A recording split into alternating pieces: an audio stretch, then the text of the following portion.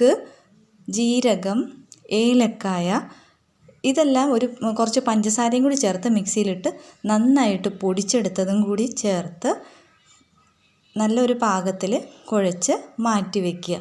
ചെറിയ ഉരുളകളാക്കി മാറ്റി വയ്ക്കുക. ഇനി നമ്മൾ വാഴയില വെട്ടി കൊണ്ടുവന്നിട്ട് ഈ ഉരുളകളെല്ലാം വാഴയിലയിൽ വെച്ച് പരത്തി അതൊന്ന് മടക്കിയിട്ട് ഇഡ്ഡലി ചെമ്പിൽ വെച്ച് വേവിച്ചാൽ നമ്മുടെ ചക്കട റെഡിയായി കിട്ടും. എല്ലാവരും ഒന്ന് ട്രൈ ചെയ്ത് നോക്കണം. ഇതിൻ്റെ ഫുൾ വീഡിയോ ചാനലിൽ ഇട്ടിട്ടുണ്ട്. ചാനൽ സബ്സ്ക്രൈബ് ചെയ്യാൻ മറക്കല്ലേ. Thank you for watching.